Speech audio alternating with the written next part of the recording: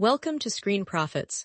Today, we're doing the ultimate Deadpool and Wolverine deep dive, a full movie breakdown, an ending explained analysis, and a complete look at the record-shattering box office. So, let's start with the first and most important piece of information for anyone looking to catch up: where to watch Deadpool and Wolverine, 2024. After its record-breaking run in theaters, the film is now available for streaming exclusively on Disney+. This is the primary home for the film, included with a standard subscription. For those who don't have Disney+ or prefer to own their movies, you also have other options. So, if you're still wondering where to watch Deadpool and Wolverine, 2024, it is also available to buy or rent on all major digital platforms like Apple TV, Amazon Prime Video, and YouTube Movies. Whether you stream it or own it, there are plenty of ways to see what all the hype is about.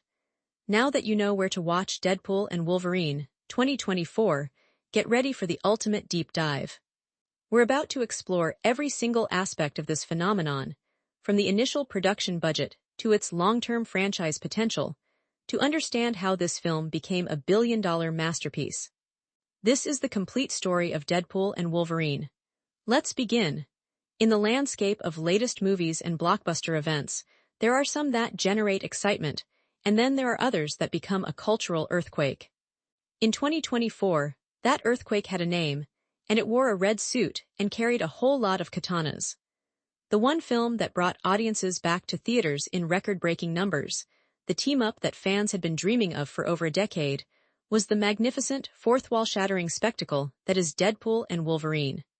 This wasn't just another entry in a long line of superhero films. It was positioned as the savior of the MCU, a meta-commentary on the entire genre, and one of the most anticipated trending movies of the entire year. For anyone looking for a comprehensive movie breakdown of this cinematic event, you have come to the right place. The journey to get Deadpool and Wolverine onto the big screen was a saga in itself. Directed by the incredibly versatile Shawn Levy, this film marked his third major collaboration with lead actor Ryan Reynolds, following the successes of Free Guy and The Adam Project. Levy, as a director, has a unique talent for blending high-concept action with genuine heart, a style that was absolutely essential for a project like this. His previous films with Reynolds were not just critical darlings, but also financially successful, with Free Guy in particular becoming a surprise box office hit for Disney, proving that Levy and Reynolds had a formula that audiences loved.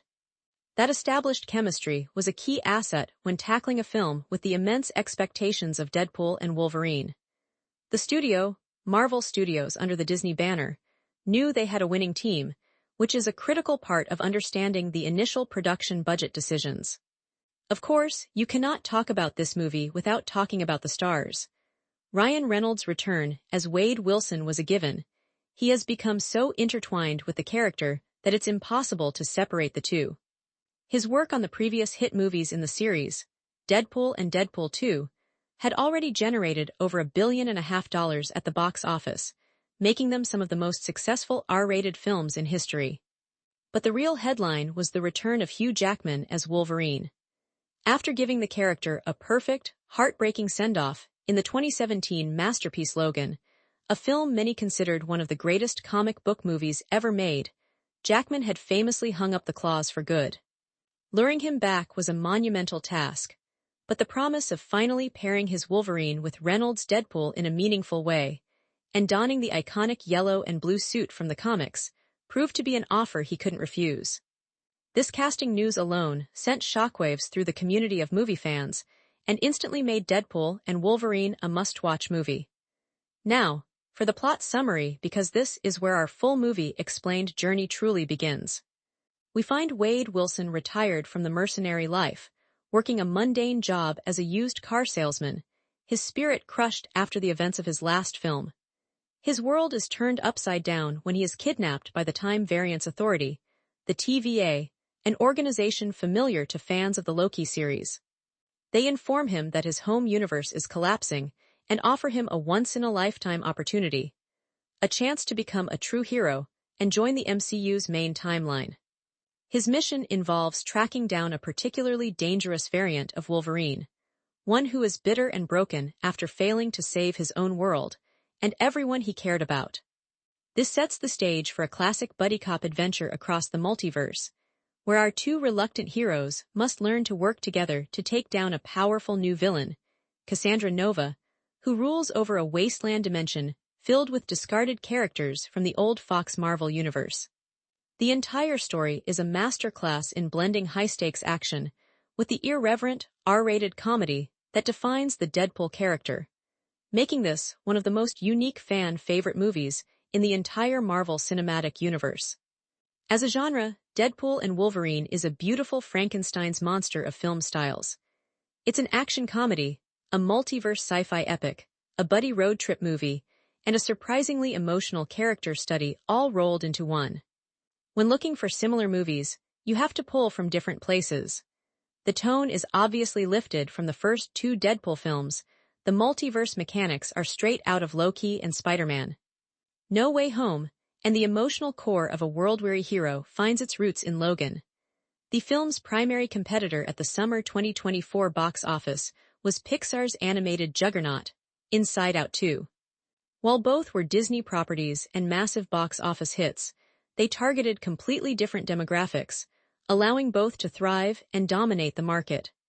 This strategic scheduling is a key part of any good box office breakdown. For those who missed it in theaters and are now wondering where to watch it, Deadpool and Wolverine had its exclusive streaming debut on Disney+, and is also available to rent or purchase on all major digital video-on-demand services. This accessibility is key to its long-term financial success, something we'll explore more in our financial analysis. This film truly delivered on its promise, offering a satisfying narrative for longtime movie lovers while also serving as a perfect entry point for new fans, solidifying its place as one of the definitive top-rated movies of the year. Now, let's pivot from the narrative and the fan reception to the real story that defines modern Hollywood: the numbers. Beyond the jokes and the action, Deadpool and Wolverine was a meticulously crafted financial instrument, designed to inject a massive dose of revenue and confidence back into the Marvel brand. This was not just a film, it was a strategic deployment of high-value intellectual property, and to understand its success, we must first analyze its global gross forecast and the immense equity stake valuation it represented for Disney. The film was greenlit with a reported production budget of $200 million. For context, this is a significant escalation from the first Deadpool film's famously lean budget of $58 million. This $200 million figure places it squarely in the territory of a major studio tentpole, comparable to other MCU blockbusters. The financing structure was that of a pure, single studio venture.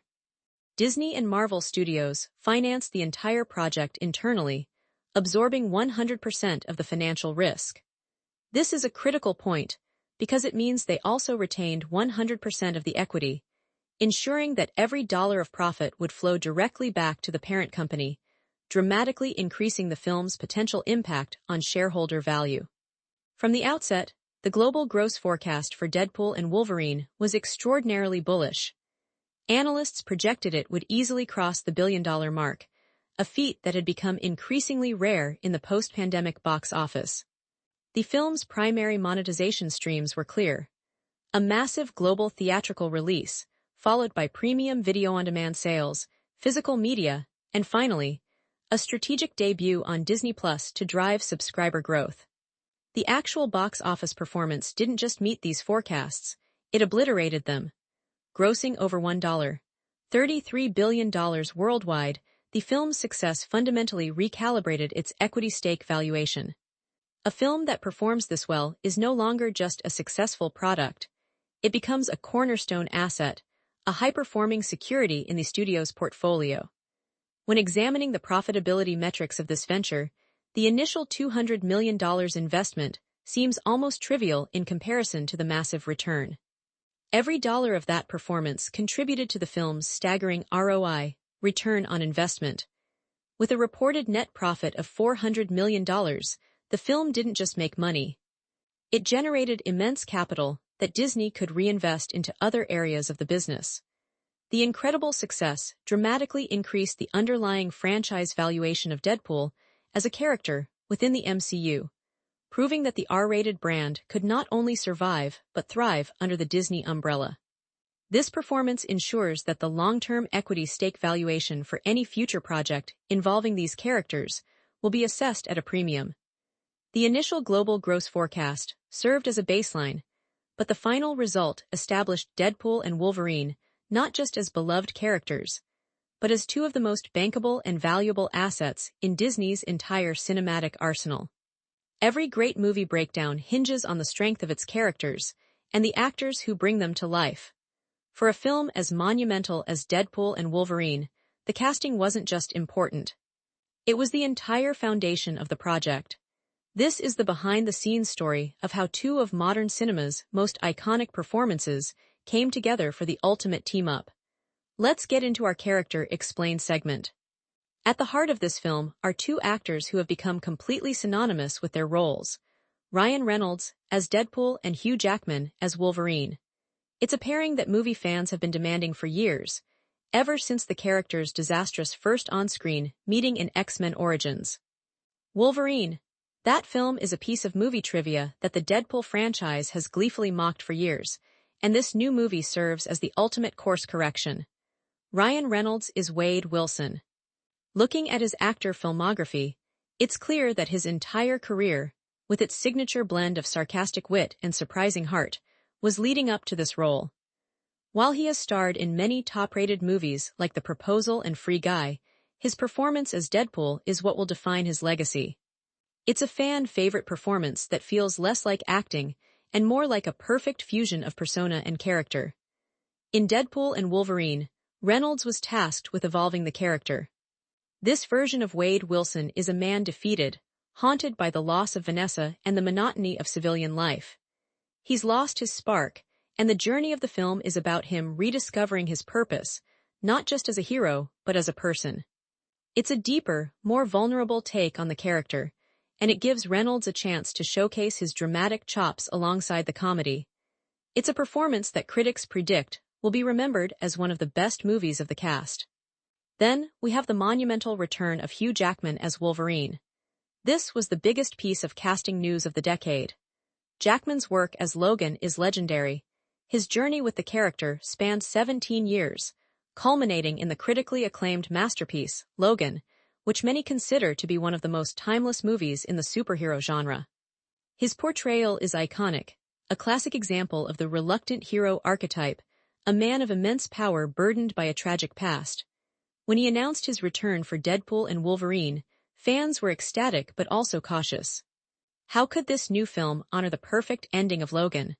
The brilliant solution was to introduce a different Wolverine from another universe who is at his absolute lowest point. This isn't the noble warrior we last saw. This is a Logan who failed to save his friends, who let down his entire world.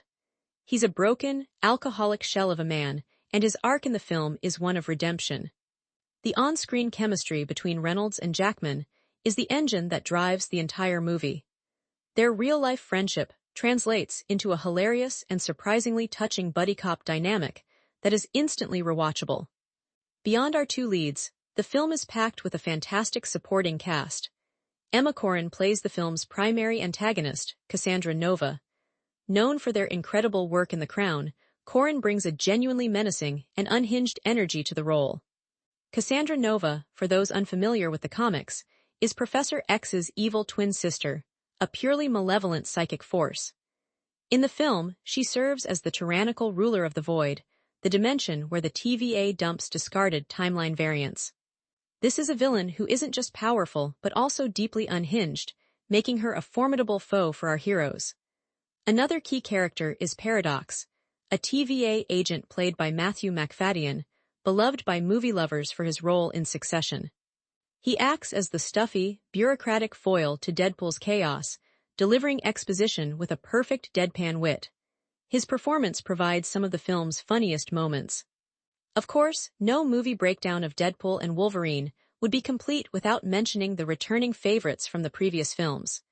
We see the return of characters like Vanessa, played by Morna Baccarin, whose relationship with Wade provides the emotional anchor for his journey.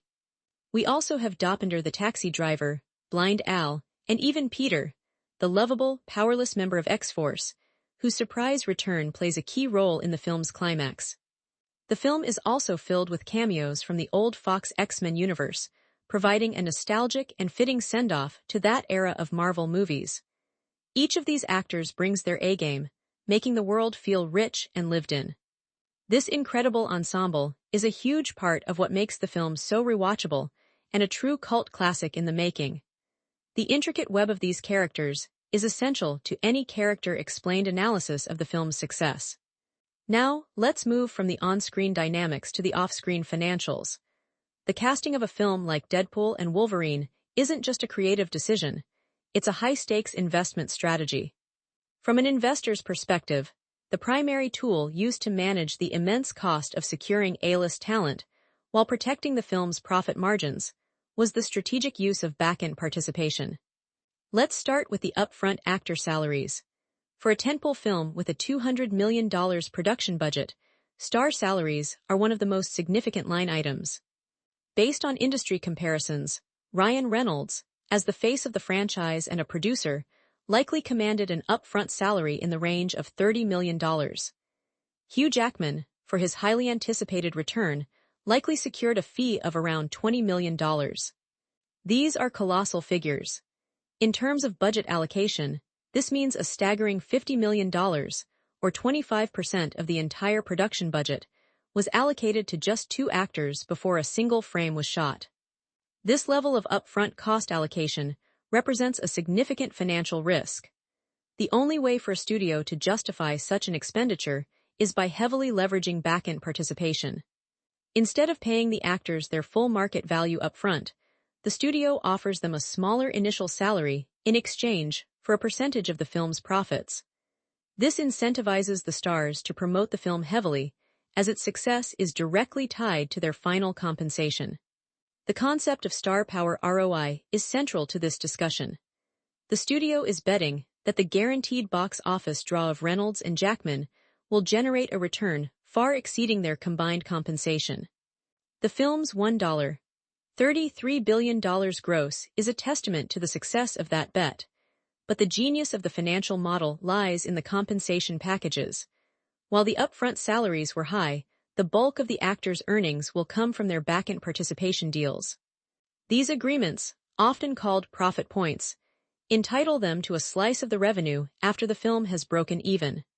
This structure aligns the interests of the talent with the interests of the studio, turning them into equity partners in the project's success. From an investor's standpoint, this is a masterful way to mitigate casting risk. By shifting a significant portion of the talent cost to the back end, the studio lowers its initial operating expenses and protects itself if the film underperforms.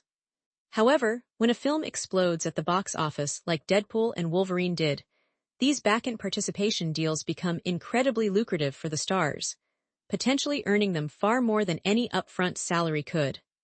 This entire financial structure is designed to maximize the potential for long-term profitability while managing the immense upfront costs associated with A-list talent. The successful negotiation of these deals was just as critical to the film's financial victory as any scene in the movie itself. In our Full Movie Explained series, we're diving deep into the very heart of the film, the story itself. Crafting a narrative that could successfully merge the worlds of Deadpool and the X-Men, satisfy longtime fans, and introduce these characters to the mainstream MCU was a monumental task. This is the official Deadpool and Wolverine plot summary, a detailed, chronological journey through every twist and turn of this multiversal epic. So, buckle up, because this is our definitive Deadpool and Wolverine story breakdown. The film opens not with a bang, but with a whimper.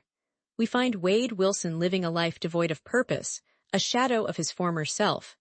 He has retired the Deadpool mantle and is now selling used cars, a painfully mundane existence for the once chaotic mercenary. This part of the narrative breakdown is crucial because it establishes his emotional state. He's adrift, having broken up with Vanessa and lost the found family that once gave his life meaning. During a bleak birthday party with his friends, the Time Variance Authority, the TVA, storms in and abducts him.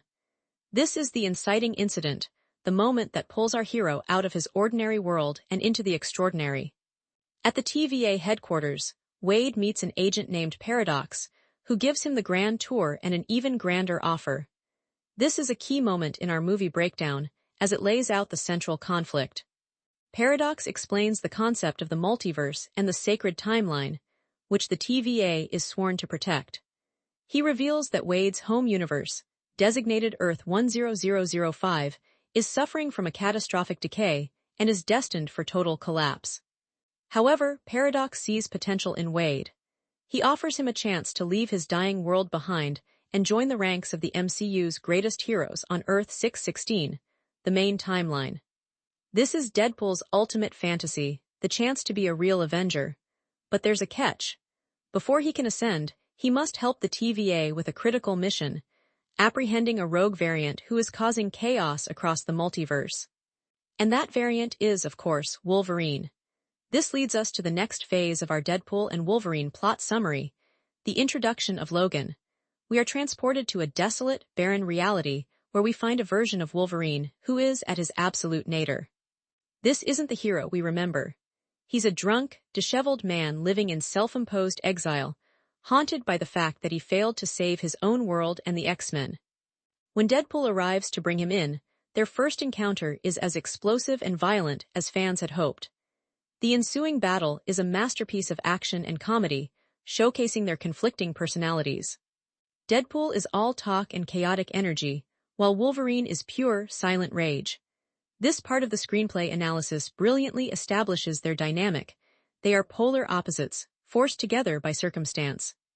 Deadpool needs Wolverine to complete his mission and achieve his dream, while Wolverine wants nothing to do with him or anyone else. After a series of chaotic misadventures, they are both captured and pruned from their timelines, sent to a desolate dimension known as the Void. The Void is a fascinating concept and a central part of this Deadpool and Wolverine story breakdown. It's a cosmic wasteland at the end of time, where the TVA dumps all of its pruned variants and timelines. It's a graveyard for forgotten realities, ruled by a powerful and terrifying villain named Cassandra Nova. She is the evil psychic twin of Professor X, and she has harnessed the power of a giant, cloud-like entity called Alioth to devour anything and everything the TVA throws her way. She has carved out her own little kingdom in this wasteland, surrounded by an army of villainous variants, including characters like Sabretooth and Toad from the old Fox X-Men movies. This entire sequence is a meta-commentary on the Disney-Fox merger, with the Void representing the discarded remnants of the old cinematic universe. The middle act of the film becomes a survival story. Deadpool and Wolverine must navigate the dangers of the Void, battling Cassandra Nova's forces and forming a reluctant alliance. This is where the core movie themes of failure and redemption really come to the forefront. Both characters are forced to confront their past mistakes. Deadpool is haunted by his failure to protect Vanessa, and Wolverine is tormented by the loss of the X-Men.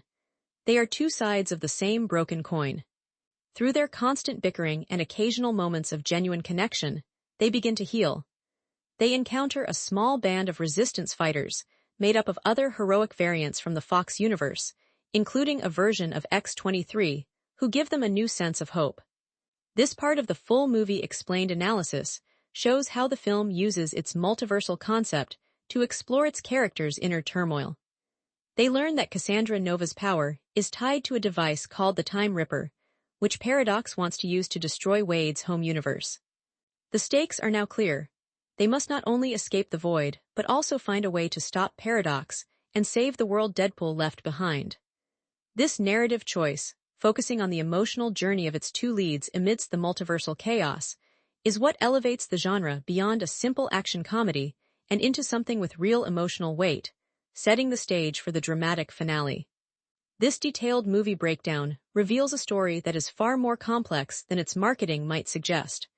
Now, we shift our focus from the narrative content to the narrative as a financial asset. An investor doesn't just see a story. They see an investment vehicle with an inherent risk-return ratio. The screenplay for Deadpool and Wolverine was not just a creative document. It was the foundational blueprint for a multi-hundred-million-dollar venture, and every creative choice carried significant financial implications. Let's begin with the script development cost. For a project of this magnitude, the costs are substantial. The screenplay wasn't a simple acquisition. It was the product of a lengthy development process involving multiple high-profile writers, including Ryan Reynolds himself. Based on WGA standards and the A-list talent involved, the total script acquisition cost and development fees likely fell into the $5 million to $10 million range. This is a significant upfront investment before any production begins, and it's the first variable in calculating the project's overall risk-return ratio. The studio is betting that this initial multi-million-dollar spend on the story will be the engine that generates over $1 billion in revenue. The most critical factor from a financial perspective was the creative risk embedded in the core premise. The screenplay made several high-stakes bets. First, it chose an R rating, which historically limits a film's box office potential by cutting off the under-17 audience. Second, it relied on complex multiversal concepts borrowed from the Loki series, which could have alienated casual viewers. Third, and most significantly, it brought back a beloved character after a universally praised final performance in Logan. Any of these decisions could have backfired spectacularly, leading to fan backlash and a disastrous box office performance. This immense creative risk had to be weighed against the potential reward. The studio's financial modeling would have projected that the excitement generated by these bold choices would far outweigh the risks, creating a favorable risk-return ratio. Ultimately, the story development ROI on this screenplay was astronomical. The creative choices that seemed risky on paper became the film's greatest marketing assets. The R rating ensured the film retained the edgy, authentic voice that fans loved. The multiversal plot allowed for endless nostalgic cameos and meta-jokes, which drove massive social media engagement. And the return of Hugh Jackman was the single biggest driver of ticket sales. The screenplay successfully transformed immense creative risk into a marketing juggernaut. From an investor's standpoint, the $510 million development cost was a rounding error compared to the $33 billion in global box office it generated. This demonstrates an almost perfect risk-return ratio, where calculated creative gambles paid off exponentially, making the script itself one of the most profitable assets in Disney's portfolio for the year. Alright, this is the moment you've all been waiting for. We've covered the cast, the characters, and the intricate plot, but now we're diving into the secrets. This is the part of the video where we dissect the final act, explore the biggest fan theories, and break down what it all means for the future. So, a massive warning is in effect. We are entering full spoilers territory from this point forward. If you haven't seen the movie yet, this is your final chance to turn back. For everyone else, get ready for the definitive Deadpool and Wolverine ending explained. The final act of the film is a chaotic, emotional, and action-packed spectacle that resolves the central conflict while leaving the door wide open for the future. Our heroes, Deadpool and Wolverine, after escaping the void, return to Earth 10005 to confront Paradox and stop him from activating the Time Ripper, a device that will completely erase Deadpool's universe from existence. This is the culmination of their entire journey, the ultimate test of their newfound partnership. The Deadpool and Wolverine ending, explained, begins with this final, desperate battle. Paradox reveals a devastating piece of information. The only way to destroy the Time Ripper is for a living being to act as a conductor, bridging its matter and antimatter circuits. This act is a death sentence. The energy feedback would instantly vaporize whoever completes the circuit. This revelation leads to a powerful character moment that is central to understanding the Deadpool and Wolverine ending explained. Wolverine, still burdened by the immense guilt of failing his own universe, immediately volunteers to make the sacrifice.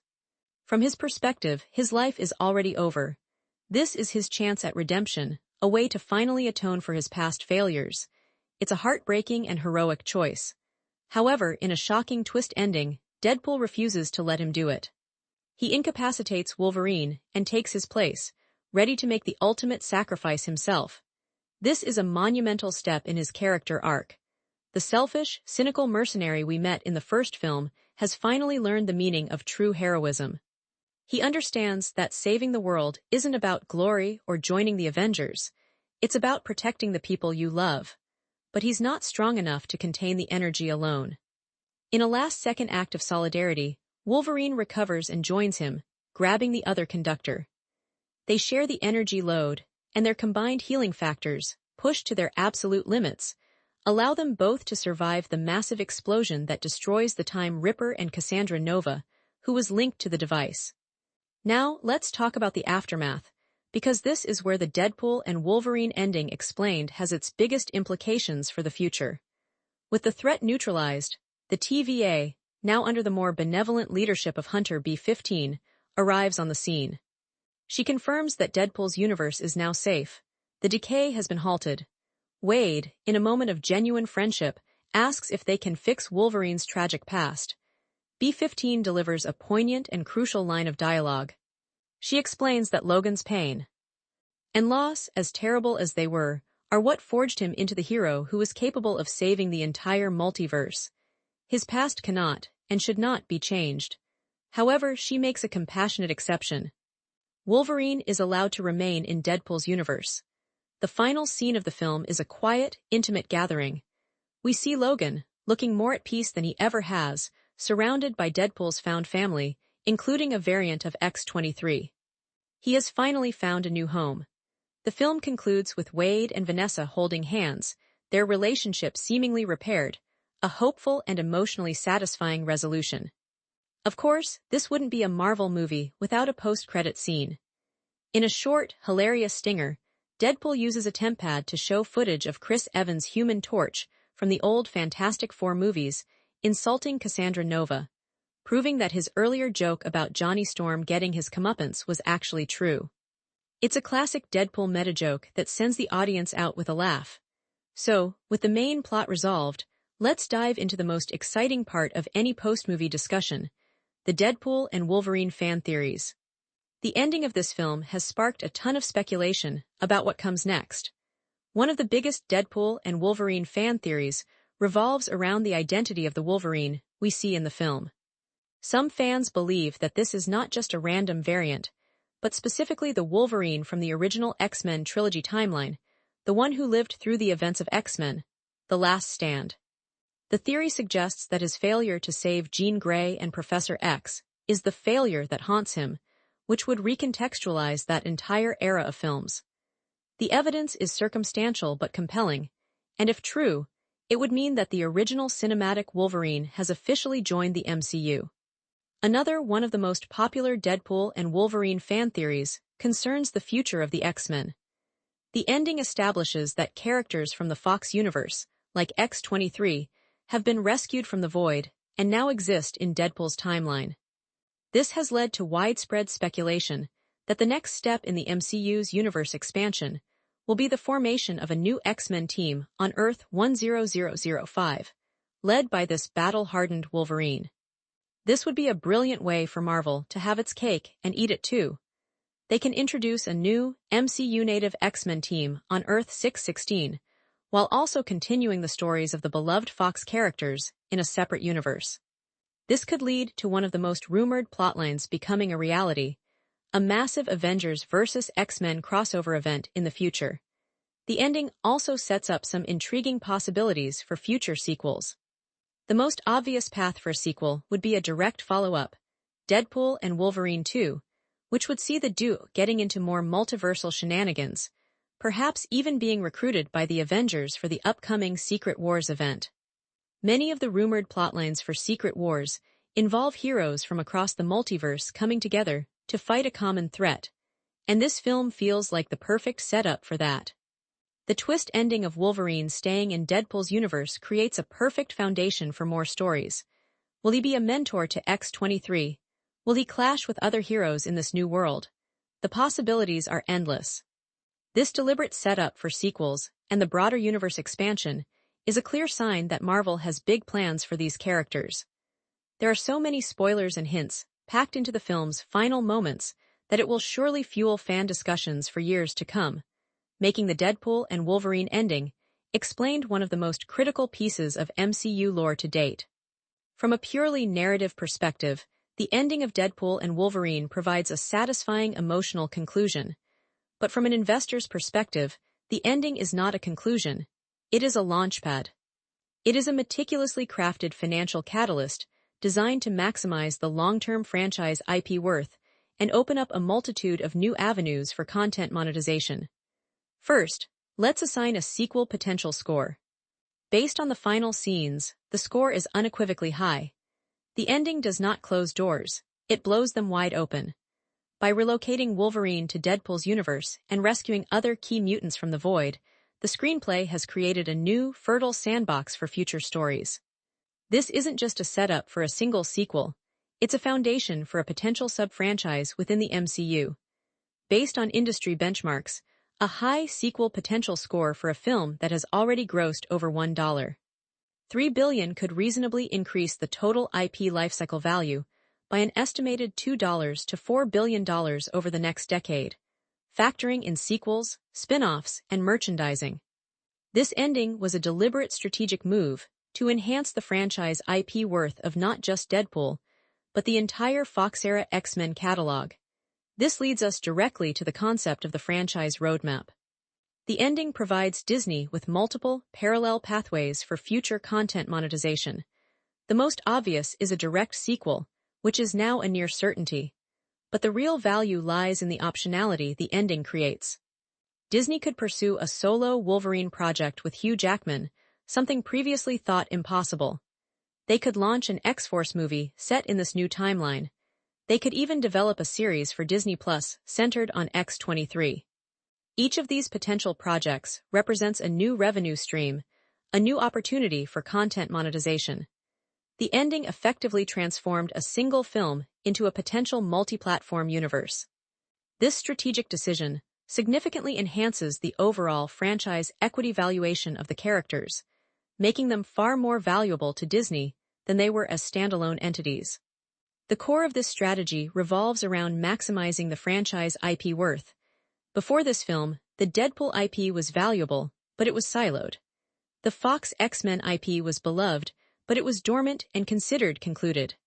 The ending of this film performs a financial alchemy, merging these two properties and reigniting their commercial potential. The IP valuation of these characters has skyrocketed. Why is this so important? Because a higher IP valuation allows for more lucrative licensing deals, more extensive merchandising lines, and greater leverage in negotiations for theme park attractions and other ancillary revenue streams. Every storytelling choice in the film's final act can be mapped directly to an increase in the long-term franchise IP worth. The risk-reward calculation of this ending was also masterful. The creative risk of the ending was in potentially undermining the emotional weight of Logan. However, by using a variant, the writers insulated themselves from that criticism while reaping all the financial benefits of Jackman's return. This calculated risk paid off handsomely, creating a scenario where the opportunities for content monetization are virtually limitless. The ending of Deadpool and Wolverine is a textbook example of how a successful blockbuster's final act should function in the modern franchise era. It must be a satisfying conclusion for the audience and a lucrative new beginning for the shareholders. It perfectly sets the stage for a decade of franchise profitability based on story trends that this very film has now established. We've explored the story and the characters, but now it's time to peel back the layers and look at the craft. How do you create a visual language for a film that needs to be both a gritty, R-rated action flick and a sprawling, high-tech multiverse epic? This is the behind-the-scenes look at the incredible cinematography and groundbreaking visual effects that brought this blockbuster to life.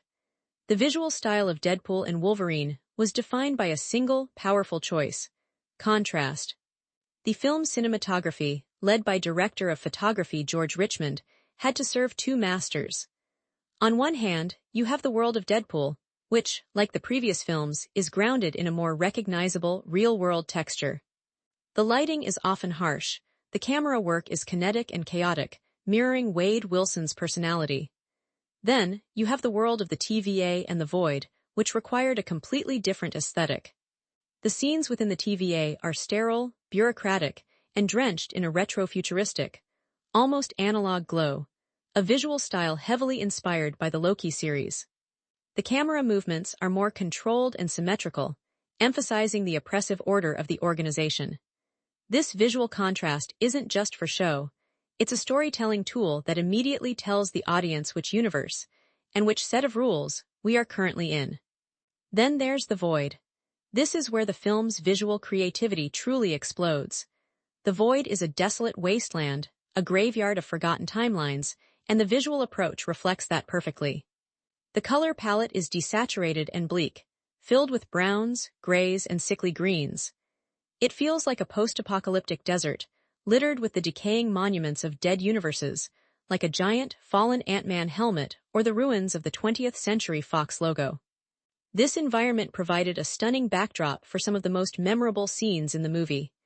The visual style here can be compared to films like Mad Max, Fury Road, where the environment itself becomes a character, a constant, oppressive presence that our heroes must overcome.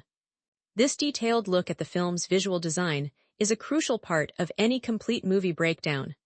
Of course, you can't talk about a Marvel movie without talking about the visual effects. The CGI breakdown for Deadpool and Wolverine is particularly fascinating. While the film is packed with large-scale CGI, the VFX team made a conscious effort to blend practical effects and stunt work wherever possible. The fight choreography, especially the brawls between Deadpool and Wolverine, has a tangible, bone-crunching quality to it. This practical approach grounds the action, making the moments of pure CGI spectacle even more impactful. It's a philosophy that director Shawn Levy has spoken about, wanting the audience to feel the weight and impact of every punch and slash. This is a key behind-the-scenes detail that separates this film from other, more CGI-heavy blockbusters. One of the most talked-about sequences, and a perfect candidate for our iconic Scenes Explained segment, is the final battle against Cassandra Nova and her army of variants. This is a masterclass in controlled chaos. You have dozens of characters on screen, multiple superpowered battles happening simultaneously, and the ever-present threat of Alioth, the giant, purple cloud monster. The visual effects team had to create a coherent and thrilling sequence out of what could have easily become a messy, incomprehensible CGI soup. They used clear visual signifiers, dynamic camera movements that follow the action logically, and moments of slow motion to punctuate the most impactful hits. The CGI breakdown for this scene alone would be incredible, showing the layers of digital characters, environmental effects, and pyrotechnics that were all seamlessly integrated. It stands as one of the most memorable scenes not just in this film, but in the entire MCU. Another key part of our behind-the-scenes analysis is the design of Wolverine's classic suit. For years, fans had dreamed of seeing Hugh Jackman in the iconic yellow and blue spandex from the comics. The visual effects and costume design teams worked hand-in-hand to create a suit that was both faithful to the source material and felt practical and battle-ready. The textures, the colors, and the way the suit moved with Jackman's physicality were all meticulously designed. This wasn't just a costume, it was the fulfillment of a decade-long fan promise, and the visual impact of seeing it on screen for the first time is a moment of pure cinematic joy. The attention to detail in moments like this is what makes a film's cinematography and visual design truly special. This complete look at the visual craft is an essential component of a truly in-depth movie breakdown, and these iconic Scenes Explained moments are what fans will be rewatching for years to come. Now, let's transition from the art of the image to the economics of it. In a modern blockbuster, the cinematography and visual effects are not just creative departments. They are colossal cost centers that require rigorous financial oversight.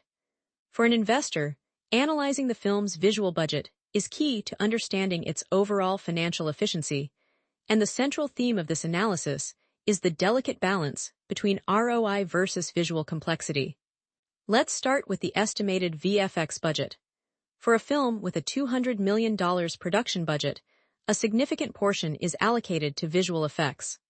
Based on industry benchmarks for a high-end MCU film, the VFX budget for Deadpool and Wolverine likely consumed between 30% and 40% of the total cost, which would be an estimated $60 million to $80 million. This is a massive expenditure, but it's a necessary one to deliver the multiversal spectacle that audiences expect. This is where the concept of ROI versus visual complexity comes into play. The studio is making a calculated bet that spending an additional $20 million on more complex and polished visual effects will result in more than a $20 million increase in box office revenue. The film's staggering success suggests this bet paid off, leading to massive cumulative earnings. A huge part of this spending occurs during post-production.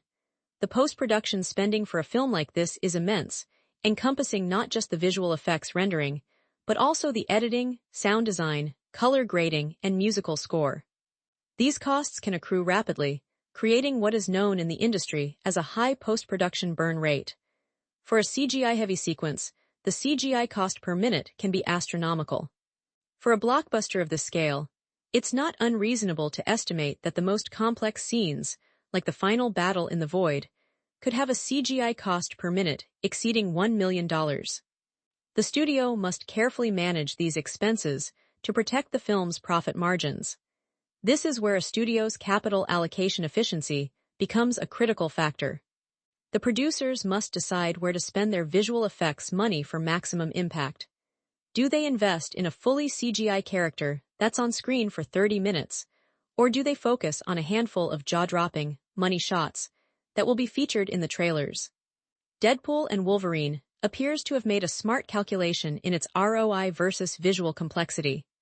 The film grounds many of its scenes in practical locations and stunts, which are expensive but often cheaper than photorealistic CGI.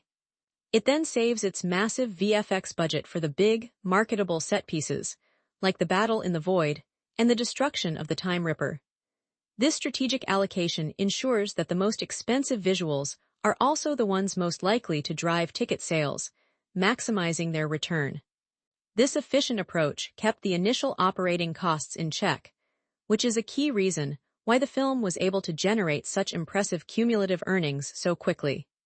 In this chapter, we're tuning our ears to one of the most vital, yet often overlooked, components of a film's identity, its music. The soundtrack for a movie like this is more than just background noise. It's the lifeblood of its tone, the engine of its action, and the soul of its emotional moments.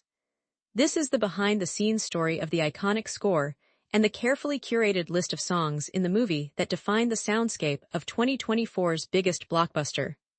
The musical identity of the Deadpool franchise has always been a chaotic and brilliant mix of ironic pop hits and a surprisingly epic orchestral score. For Deadpool and Wolverine, the challenge was to honor that legacy while also integrating the gravitas and heroic themes associated with Wolverine. To tackle this, Marvel brought in composer Rob Simonson.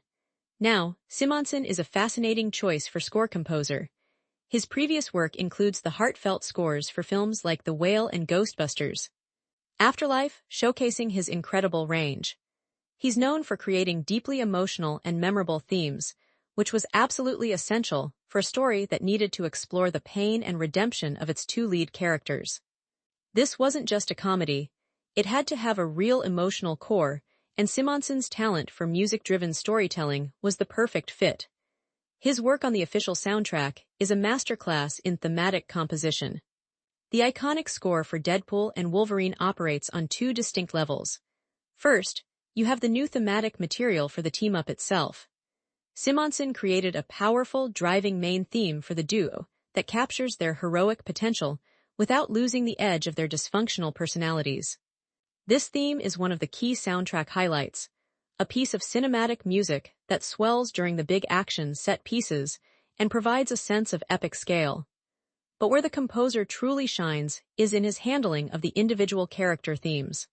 He cleverly recontextualizes the existing Deadpool theme, originally composed by Tom Holkenborg, giving it a slightly more melancholic and subdued flavor to reflect Wade's retired state at the beginning of the film. More importantly, he had the monumental task of creating a new theme for this variant of Wolverine. He avoided simply reusing the themes from the previous X-Men films, instead creating a new, sorrowful, and rugged theme that perfectly encapsulates the character's immense guilt and world-weariness. This thematic score is a critical part of our movie breakdown, as it does so much of the emotional heavy lifting. Beyond the orchestral elements, a huge part of the film's musical identity is its licensed soundtrack. The list of songs in the movie is a carefully curated playlist of pop, rock, and soul classics, often used for ironic comedic effect. This is a signature of the franchise. The OST is packed with fan-favorite songs that create some of the film's most memorable moments. The use of these well-known tracks is a key behind-the-scenes decision. The film's music supervisor worked closely with directors Shawn Levy and Reynolds to select songs that would not only get a laugh, but also comment on the action in a clever, meta way. The soundtrack popularity skyrocketed after the film's release, with playlists on streaming platforms like Spotify and Apple Music gaining millions of followers. This curated selection of iconic tracks is just as important as the iconic score itself. And of course, we have to talk about the trailer music. The marketing campaign for Deadpool and Wolverine was a masterclass, and the music choices were central to its success. The main trailer famously used a remixed version of a classic, epic song, immediately setting a tone that was both familiar and exciting. The use of this specific piece of trailer music was a stroke of genius, creating a viral moment that helped the trailer become one of the most watched in history. This is a perfect example of how a film's musical identity begins long before it ever hits theaters. The official soundtrack for Deadpool and Wolverine is a triumph, a perfectly balanced collection of epic orchestral themes and perfectly chosen licensed tracks. The soundtrack acclaim from both fans and critics has been immense, proving that the music was not just an afterthought, but an essential character in the film. For anyone looking at the complete soundtrack list, it's a testament to a film that understood its tone perfectly, making it a key component of our ongoing movie breakdown. Now, let's pivot from the auditory experience to the asset class. A major blockbuster soundtrack is not just an artistic endeavor. It is a distinct, high-value financial asset with its own budget, revenue streams, and long-term profit potential. From an investor's perspective, the music of Deadpool and Wolverine was a carefully managed portfolio of costs and opportunities, primarily monetized through strategic sync licensing and the accrual of long-term royalty income. First, we must analyze the music budget. Within the film's overall $200 million production cost, a specific portion is allocated for music.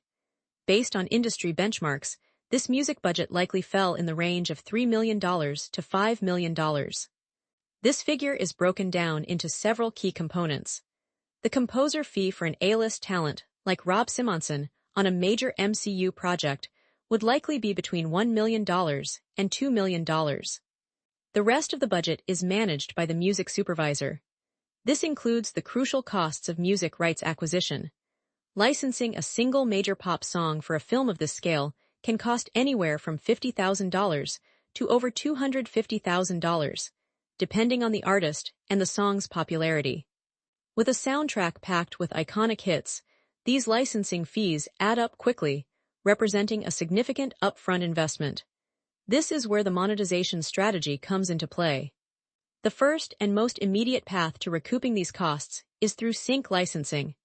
This is the practice of licensing a song from the film's score or soundtrack for use in other media, such as commercials, video games, or trailers for other movies. The heroic main theme composed for the duo is a prime candidate for sync licensing, as it's a piece of original IP that Disney owns outright.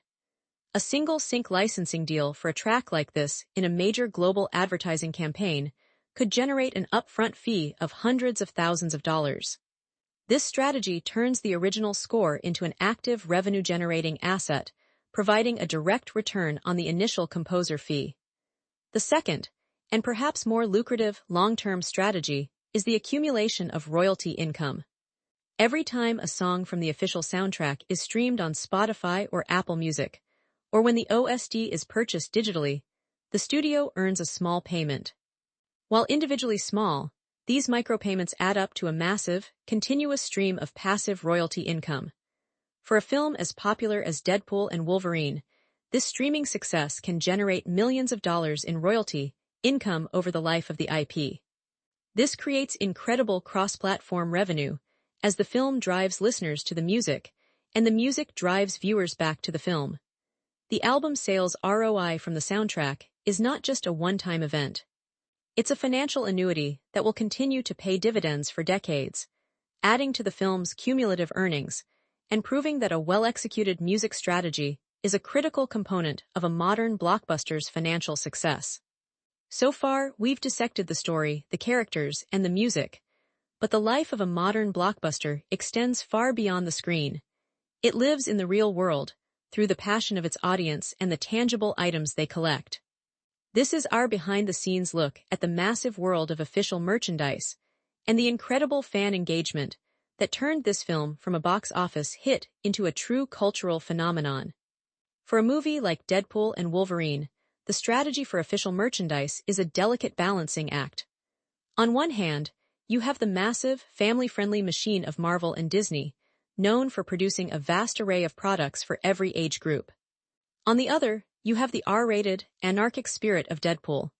The merchandise campaign had to be edgy enough to feel authentic to the character, yet broad enough to appeal to the millions of fans who saw the movie.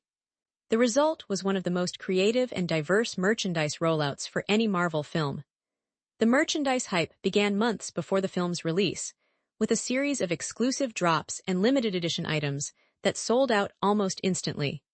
Let's start with the cornerstone of any superhero merchandise line, the movie collectibles. The action figures for this film were a collector's dream. Companies like Hasbro, with their Marvel Legends line, and the high-end collectible company Hot Toys, produced incredibly detailed figures of both Deadpool and Wolverine in his new yellow and blue suit. These weren't just simple toys.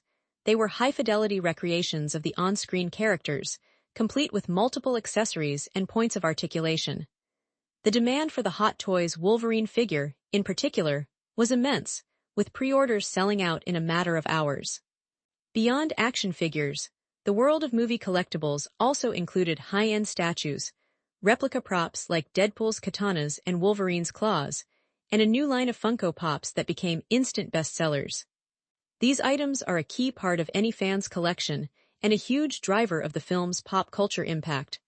Of course, the official merchandise line extended far beyond high-end collectibles. Themed apparel was another massive category.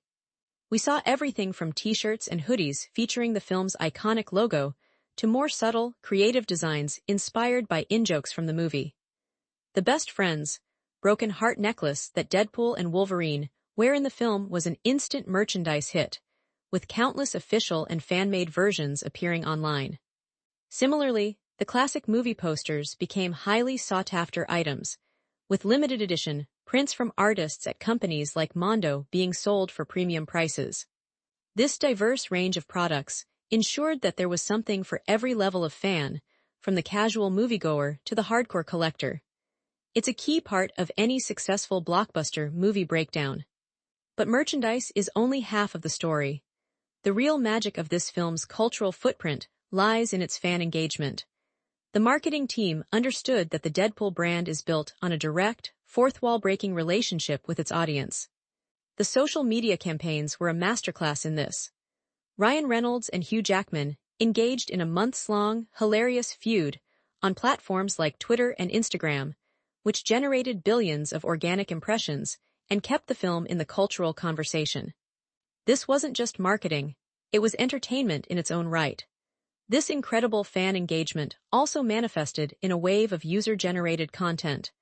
We saw countless pieces of fan art celebrating the duo's on-screen chemistry, and the film sparked numerous viral trends and TikTok challenges. Perhaps the most visible form of fan engagement is cosplay.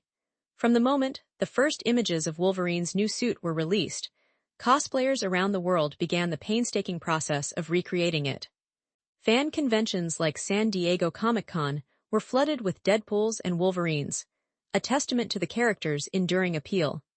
The studio actively encouraged this, often featuring fan cosplays on their official social media channels, creating a powerful symbiotic relationship between the creators and the fans. This level of organic, passionate engagement is something that money can't buy, and it's a critical part of the film's success. This behind-the-scenes look at the fan culture shows just how deeply these characters have resonated with audiences worldwide. The interplay between the official merchandise and the organic fan engagement created a self-sustaining hype cycle that was unstoppable. Now, let's analyze this explosion of fan passion through the cold, hard lens of an investor. Fan engagement and merchandise are not just cultural byproducts. They are highly profitable, low-risk revenue streams that are central to a modern, franchise's financial strategy. The entire model is built upon the efficient monetization of intellectual property through the licensed product royalty system, a system supercharged by organic, fan-driven ROI. The primary business model for merchandise is licensing and royalties. Disney and Marvel, as the IP holders, do not typically manufacture the t-shirts or action figures themselves. Instead, they license the rights to use the characters' likenesses to third-party companies like Hasbro, Funko, and various apparel manufacturers. In exchange for this license, the studio collects a licensed product royalty on every single item sold. Based on industry benchmarks, this licensed product royalty rate typically ranges from 8% to 15% of the wholesale price of the goods. This is an incredibly efficient, high-margin business model, as the studio bears none of the manufacturing, inventory, or distribution costs. They are essentially collecting pure profit on the strength of their brand. Let's look at the projected sales. For a blockbuster of this magnitude, the numbers are staggering. The global market for licensed superhero toys is a multi-billion-dollar industry. It's reasonable to project that the branded toy revenue for Deadpool and Wolverine in its first year alone could easily exceed $100 million. Applying a conservative 10% licensed product royalty rate to that figure would generate a cool $10 million in pure, low-risk profit for Disney, and that's just from one category. The power of this model is amplified through strategic retail partnerships. Securing deals with global giants like Walmart, Target, and Amazon ensures that the merchandise has a massive distribution footprint, maximizing the potential for sales, and consequently, the licensing income for the studio. But what makes this financial engine truly powerful is the concept of fan-driven ROI. The millions of dollars spent on the film's official marketing campaign are only part of the equation. The organic, passionate fan engagement, the fan art, the cosplay, the social media trends, is a form of free, highly effective marketing that directly drives merchandise sales. A viral TikTok featuring a new Funko Pop can generate more sales than a traditional TV ad. This is fan-driven ROI in its purest form. The passion of the audience becomes a direct, quantifiable financial asset. Every time a fan shares a piece of fan art or participates in a social media campaign, they are contributing to the brand expansion of the IP, which in turn increases the value of future licensing deals. This synergy between organic fan passion and the structured licensed product royalty model creates a perpetual motion machine of profitability that will continue to generate revenue for Disney long after the film has left theaters. The official movie trailer for Deadpool and Wolverine, dropping with teaser release moments that sparked massive fan buzz, set the stage for a premiere event rivaling any competitor's press tour excitement, while the social media campaign built theatrical release hype across the globe. A film can have a great story and incredible actors, but without a brilliant marketing and distribution strategy, it's destined to fail. For a movie this big, the campaign wasn't just an advertisement. It was a global event in its own right, a masterclass in building and sustaining trailer hype. This is the story of how Deadpool and Wolverine was sold to the world, a crucial part of our ongoing full movie explained series. The marketing journey began with a series of brilliant teaser release moments. Long before any official footage was shown, Ryan Reynolds and Hugh Jackman began their now famous feud on social media. These weren't just random posts. This was a calculated and sustained social media campaign designed to engage fans and create a narrative around the film's production. They shared behind-the-scenes photos, poked fun at each other, and dropped subtle hints about the movie, all of which generated millions of organic impressions and countless articles from entertainment news sites. This early buzz was critical. It built a foundation of excitement and anticipation so that when the first official movie trailer was ready to drop, the audience was already primed and waiting. This is a key part of any modern box office breakdown. The marketing starts long before the first trailer. And then came the Super Bowl.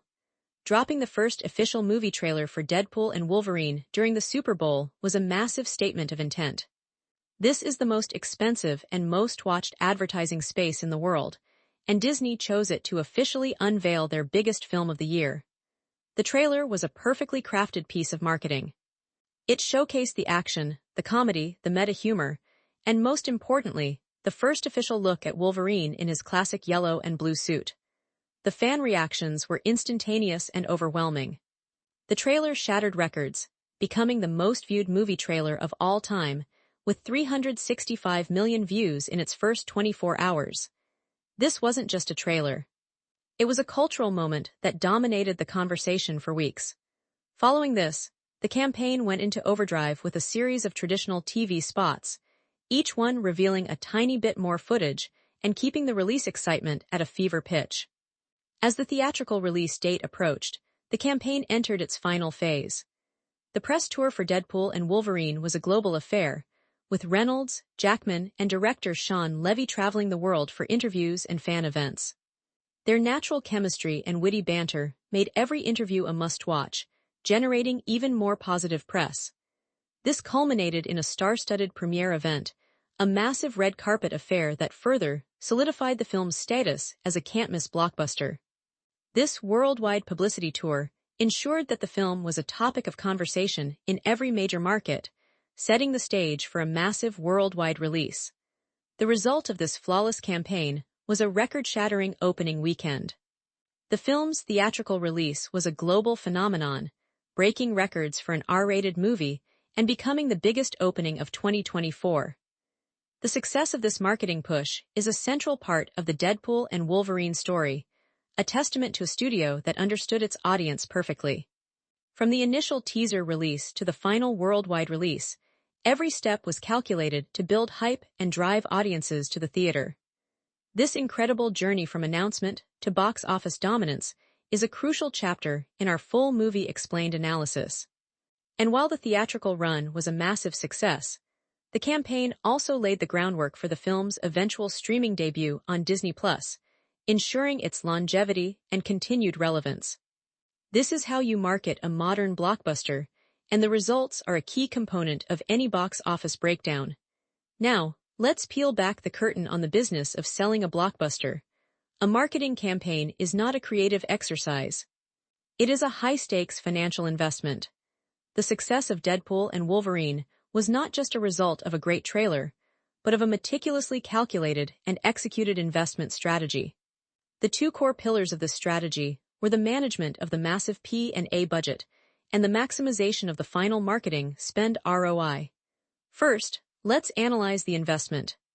The P&A budget, which stands for prints and advertising, represents the total amount of money spent on marketing and distributing a film. For a global tentpole like Deadpool and Wolverine, this number is colossal. Based on the film's scale and comparisons to other MCU releases, the estimated P&A budget was likely in the range of $160 million. This budget is separate from the $200 million production cost. The media buying costs make up the largest portion of this spend. This includes everything from the record-breaking Super Bowl ad, which cost an estimated $7 million for a 30-second spot, to the global campaign of television commercials, digital ads, and billboards.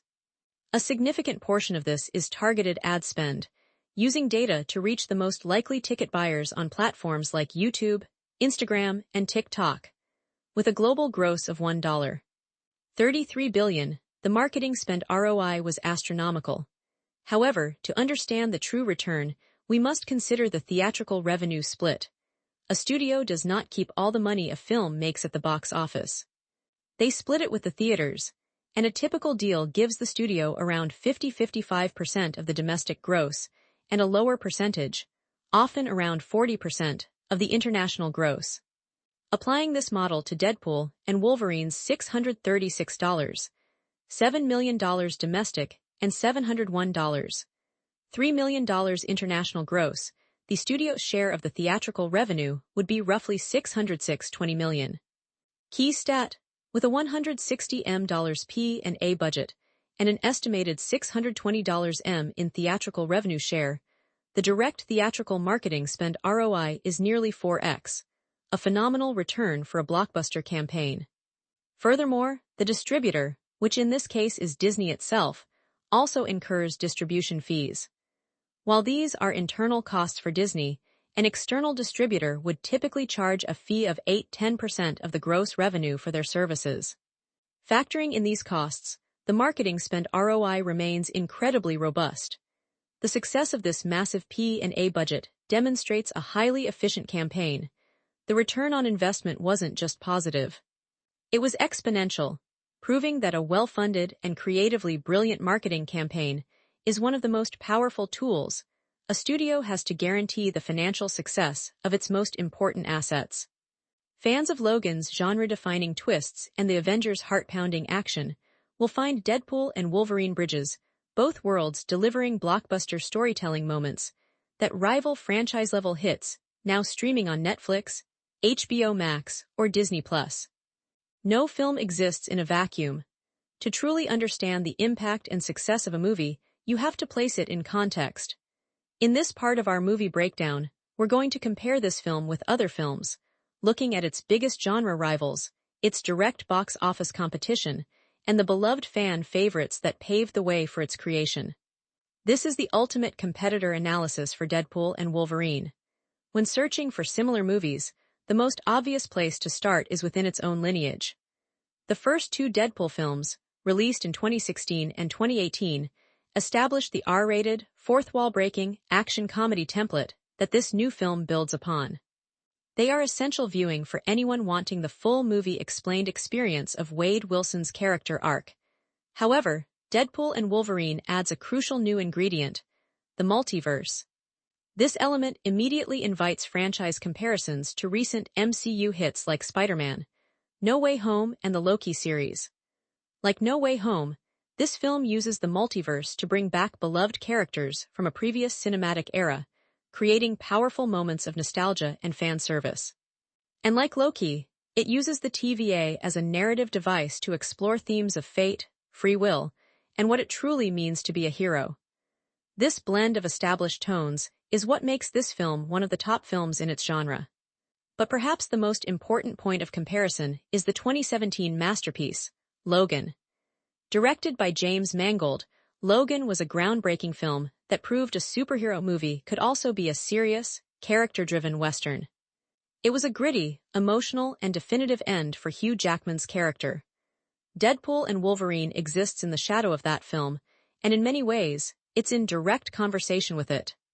While the tone is wildly different, both films are fundamentally about a broken, world-weary Wolverine who is forced to go on one last mission. Logan is a story about him finding a reason to die. Deadpool and Wolverine is a story about him finding a reason to live. For fans of deep character work, these two films serve as fascinating companion pieces, making Logan one of the most essential similar movies to watch. This is a crucial part of any movie breakdown of the film's artistic DNA. In terms of direct box office competition, the biggest rival for Deadpool and Wolverine during the summer of 2024 was Pixar's Inside Out 2. On the surface, these films couldn't be more different. One is a heartfelt, family-friendly animated film, and the other is a bloody, R-rated action comedy. However, as two of the year's biggest tentpole releases from the same studio, Disney, they were competing for the same entertainment dollars and media attention. The fascinating part of this box office breakdown is that both films were able to coexist and achieve massive success. Inside Out 2 appealed to families and a broader audience, while Deadpool and Wolverine captured the teen and adult markets. This dual-pronged attack allowed Disney to completely dominate the summer box office, a strategy that paid off handsomely. Ultimately, Deadpool and Wolverine stands as a unique synthesis of many beloved fan favorites. It has the epic scale of an Avengers movie, the meta-humor of a 21 Jump Street, the buddy cop chemistry of a Lethal Weapon, and the emotional weight of Logan. It's a film that manages to be many things at once without ever feeling disjointed. This ability to blend genres and tones is what has cemented its place as a modern classic and a new benchmark for what a superhero film can be. For anyone looking for similar movies, the list is long and varied, a testament to a film that honors its inspirations while carving out a path all its own. This competitor analysis is a key part of our box office breakdown, showing not just how much money the film made, but where it stands in the larger cinematic landscape. Now, let's analyze the competitive landscape from an investor's point of view. A studio's decision to greenlight and release a film is a calculated move in a high-stakes chess game. The success of Deadpool and Wolverine was not an accident. It was the result of a brilliant analysis of the market, a clear understanding of its market share projection, and a shrewd mitigation of its saturation risk assessment. First, let's establish the ROI benchmarks by looking at the competition. The most direct competitor in the R-rated comic book space is Joker. Produced for a remarkably lean budget of around $60 million, Joker grossed over $1 billion worldwide, setting an almost impossibly high bar for the genre ROI average. On the other end of the spectrum, a more traditional MCU film like Doctor Strange in the Multiverse of Madness had a budget of $200 million and grossed $955 million. A fantastic return, but a lower ROI than Joker. This budget versus performance analysis is critical. Disney knew that Deadpool and Wolverine, with its $200 million budget, was not competing with Joker's efficiency, but it needed to outperform a standard MCU release to be considered a major success. This is where the market share projection comes into play. In the summer of 2024, the market was not crowded with other major superhero releases. In fact, Deadpool and Wolverine was the only MCU film of the entire year. This created a massive market vacuum. The studio's market share projection would have been incredibly aggressive, aiming to capture not just the typical superhero audience, but also disenfranchised fans who had been waiting for a major Marvel event. Key stat: with no direct comic book movie competitors in its release window, the market share projection for Deadpool and Wolverine likely targeted capturing over 80% of the genre's available audience for the quarter. This is a dominant position that few films ever achieve. However, every investment carries risk. The primary concern would have been the saturation risk assessment. While there were no other superhero films, the market could have been perceived as suffering from superhero fatigue. Furthermore, the R-rated comedy space is also competitive. A film like Ted, for example, had a budget of $50 million and grossed nearly $550 million, proving there is a large audience for this genre.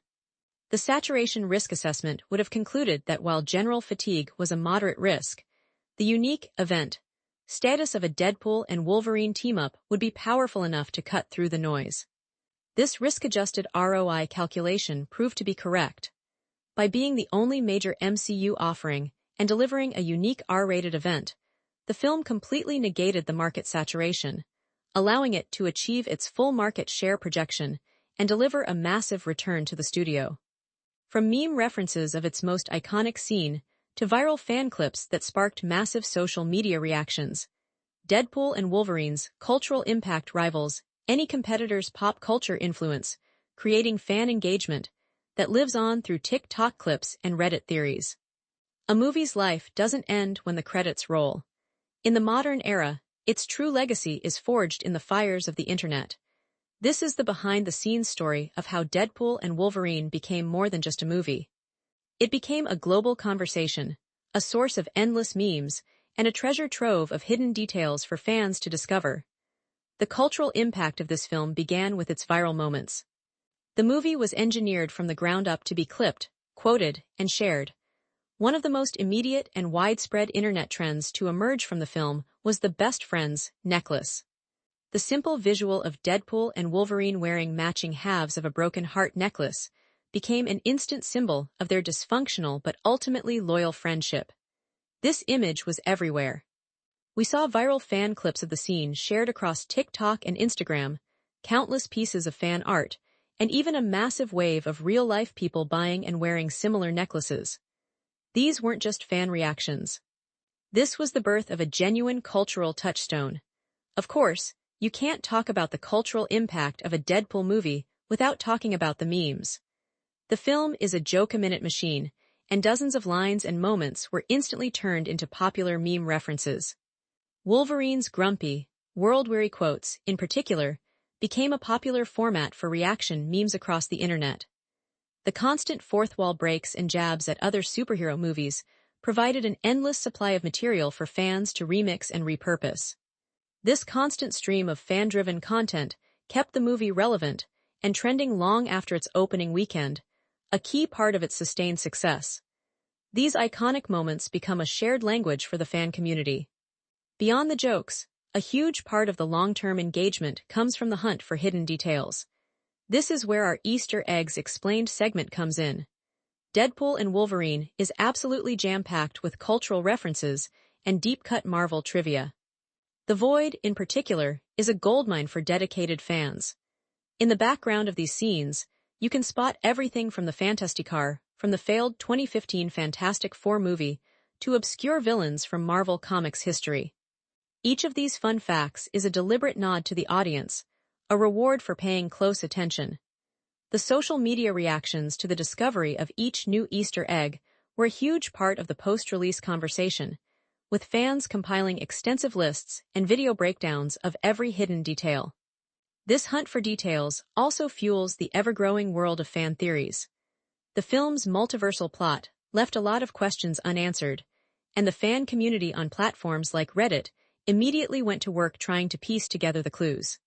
The Reddit theories ranged from speculation about which other X-Men characters survived the void to complex breakdowns of how this film will tie into the upcoming Avengers. Secret Wars. These fan theories are a critical form of engagement, as they encourage repeat viewings and keep the community actively thinking and talking about the film's narrative. This is the kind of pop culture influence that studios dream of, an organic, self-sustaining ecosystem of discussion and debate. This behind-the-scenes look at the cultural impact of Deadpool and Wolverine shows a film that was perfectly designed for the modern internet age, creating a legacy built on viral moments and endless fan discovery. Now, let's analyze this explosion of cultural relevance from a financial perspective. In the modern media landscape, memes, fan theories, and viral trends are not just fun byproducts. They are quantifiable, high-value assets. An investor sees this organic buzz as a powerful economic engine, one that generates a massive viral marketing ROI and creates a significant CPM uplift from engagement across all digital platforms. The most direct financial benefit of this cultural traction is engagement-driven revenue. Every time a fan creates a TikTok clip, shares a meme, or posts a piece of fan art, they are, in effect, creating a free advertisement for the film. A single viral trend can generate billions of unpaid impressions, representing an earned media value that can be estimated in the millions of dollars. Key stat. Based on industry benchmarks for earned media value, a successful viral marketing campaign, like the one for Deadpool and Wolverine, can reduce a film's reliance on paid media costs by an estimated 15–20%. This is a direct and substantial contribution to the film's bottom line. This incredible viral marketing ROI is a testament to a brand that has successfully converted its audience from passive consumers into active marketers. This high level of engagement also has a powerful secondary effect. It increases the brand partnership value. A brand like Heineken or Adidas doesn't just partner with a movie, they partner with a cultural conversation. The more a film is trending on social media, the more attractive it becomes as a marketing partner. Blue-chip brands are willing to pay a premium for a collaboration with a culturally dominant film, and that brand partnership value can be estimated to be in the range of $5 million to $15 million for a film of this scale. The constant, organic buzz creates a CPM uplift from engagement, meaning that all content associated with the film becomes more valuable to advertisers. The YouTube videos, the TikTok clips, the Instagram posts, they all command a higher ad rate because the audience is so highly engaged. Finally, this sustained cultural relevance directly translates to a higher IP licensing premium. When the time comes to negotiate new licensing deals for toys, apparel, or video games, Disney can command a higher fee precisely because the property is so culturally dominant. The revenue boost from cultural traction is a tangible, long-term asset. A character that is a constant source of memes is more valuable than one who is not. The massive viral marketing ROI of Deadpool and Wolverine is not just a short-term phenomenon. It's a long-term investment that increases the base value of the IP, ensuring it will remain a profitable asset for years to come. From potential Oscars nominations for its outstanding performances to Golden Globe buzz that sparked massive awards buzz, Deadpool and Wolverine's critical acclaim rivals, any competitor's film festival highlights, earning a stellar Rotten Tomatoes score and glowing audience ratings across all streaming platforms. A film's success isn't just measured in box office dollars. It's also measured in the court of public and critical opinion. In this part of our movie breakdown, we're going to dive into the reception of Deadpool and Wolverine, looking at the critic reviews, the incredible audience scores, and the surprising awards buzz that surrounded this R-rated blockbuster. Let's start with the most widely recognized metric of a film's reception, the Rotten Tomatoes score. For a genre film, and especially for a comedy, achieving a certified fresh rating can be a tough challenge. Deadpool and Wolverine managed to land a very respectable score with critics, but where it truly excelled was with its audience. The film boasts a phenomenal 95% audience score on Rotten Tomatoes, a clear indicator that it delivered exactly what fans wanted. This massive gap between some of the more measured critic reviews and the overwhelmingly positive audience ratings is a fascinating story in itself. It highlights a film that was made for the fans, first and foremost. This kind of reception solidifies a movie's status as a true must-watch film, a title that can't be earned by marketing alone. The critic reviews for Deadpool and Wolverine were largely positive, with most critics praising the electric chemistry between Ryan Reynolds and Hugh Jackman. Many reviews highlighted their performances as the heart and soul of the film, with some even suggesting that Jackman's portrayal of a broken, world-weary Wolverine was one of his best, an award-winning performance in its own right. Critics also celebrated the film's ambitious blend of meta-humor, R-rated action, and genuine emotional depth. While some reviews pointed out that the plot could be messy and overstuffed at times, the consensus was that the film's entertainment value and charismatic leads more than made up for any narrative shortcomings. These positive critic reviews were crucial in convincing mainstream audiences who might have been on the fence about an R-rated superhero movie to buy a ticket. But in the modern era, audience scores are arguably just as, if not more, important than the opinions of professional critics. The fan reception for Deadpool and Wolverine was nothing short of ecstatic. The incredible audience ratings on platforms like IMDb and Letterboxd echoed the high Rotten Tomatoes score. Fans praised the film for its faithful adaptation of the characters, its hilarious script, and its satisfying emotional payoff. This groundswell of positive word-of-mouth was a huge factor in the film's sustained box office success. When audience scores are this high, it creates a powerful feedback loop, encouraging more and more people to see what all the excitement is about. This is a critical part of any successful movie's journey to becoming one of the top-rated movies of the year. This overwhelming positive reception naturally led to a surprising amount of awards buzz. While R-rated comedies are not typically contenders for major awards, the sheer scale and success of Deadpool and Wolverine made it impossible for awards bodies to ignore. There was significant discussion about potential nominations in technical categories, such as Best Visual Effects and Best Sound Editing, but the most significant awards buzz centered around the performances. There were whispers of a potential Golden Globe nomination for Best Actor in a Comedy for Ryan Reynolds, and even some bold predictions of a supporting actor campaign for Hugh Jackman, with many comparing the depth of his performance to his work in Logan. While major Oscars nominations in the top categories are a long shot for a film like this, the very fact that it was part of the conversation is a testament to its quality and impact. This level of recognition is rare for a comic book movie, and it's a key part of this movie breakdown. Now, let's analyze this critical reception from a financial perspective. For an investor, good reviews and awards are not just vanity metrics. They are powerful financial instruments that can significantly magnify a film's profitability. Critical acclaim acts as a potent ROI multiplier, while a high Rotten Tomatoes score functions as a critical acclaim multiplier, each adding tangible value to the asset long after its theatrical run. First, let's consider the cost of entry. Generating awards buzz is not free. A studio must fund a significant award campaign cost to be a serious contender. A major for your consideration campaign for the Oscars or Golden Globes which includes targeted advertising, press screeners, and industry events, can cost anywhere from $5 million to over $15 million. This is a strategic investment, a bet that the financial upside of a nomination or a win will far outweigh the initial campaign's spend. The decision to mount a campaign for Deadpool and Wolverine would be based on a careful analysis of this potential return. A major award win or nomination provides a direct and measurable post-award revenue boost. Historically, a Best Picture nomination at the Oscars can add an estimated $20 million to $50 million in additional domestic box office revenue, as it brings in a new, more discerning audience. While a film like Deadpool and Wolverine wouldn't be competing for that top prize, key stat, a major acting nomination, such as for the Golden Globes, often correlates with a 15–20% increase in post-nomination streaming views and digital sales. This is the ROI multiplier in action.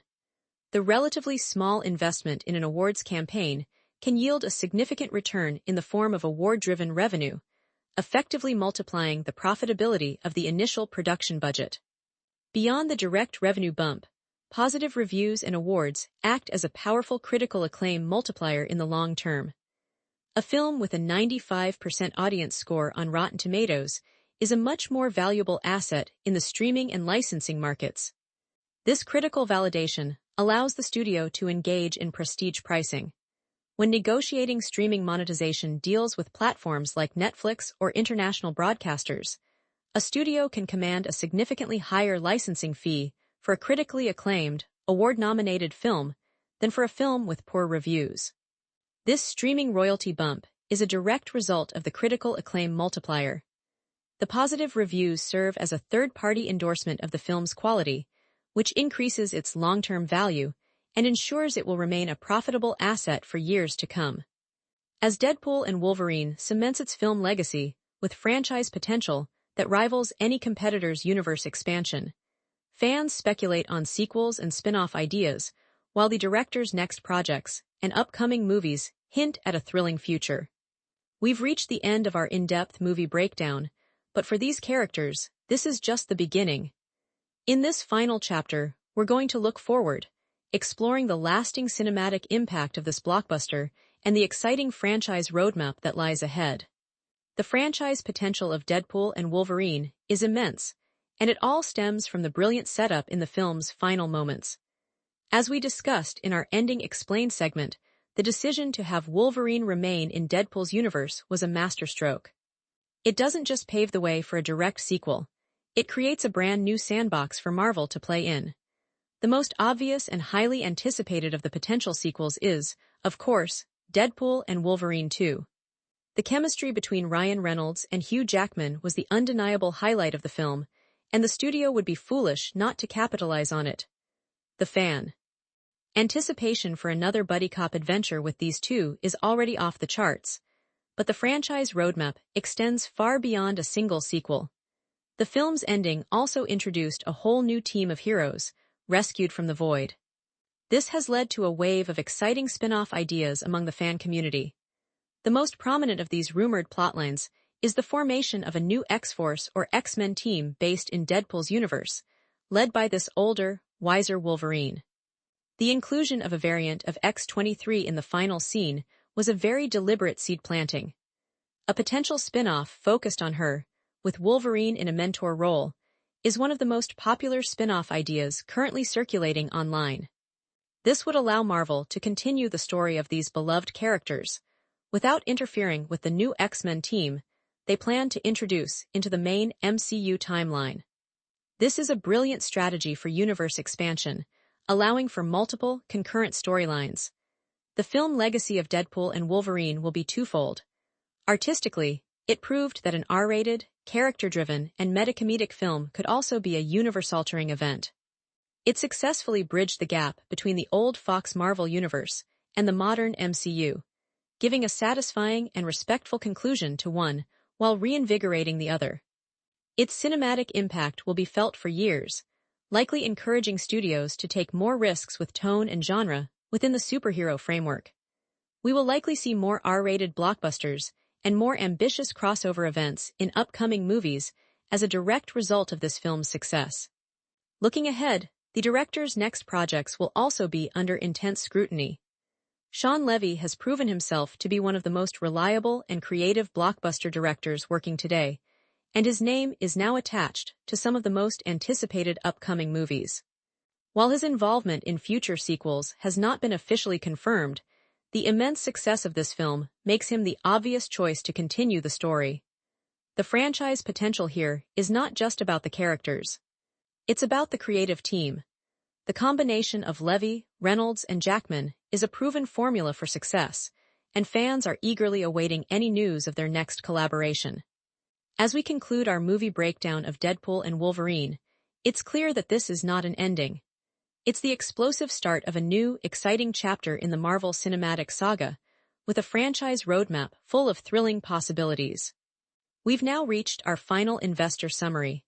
From a financial perspective, the legacy of Deadpool and Wolverine is not measured in reviews or fan theories, but in long-term, sustainable profitability. The film's success has fundamentally rewritten the financial future of these characters, and our final task is to provide a cumulative yield analysis of this incredibly valuable intellectual property. Let's begin with the long-term franchise ROI. A successful film is a great investment, but a successful franchise is a generational asset. For a comparable franchise like the John Wick series, which started with a modest budget, the long-term franchise ROI can be in the range of 10x to 15x the total production investment over a decade.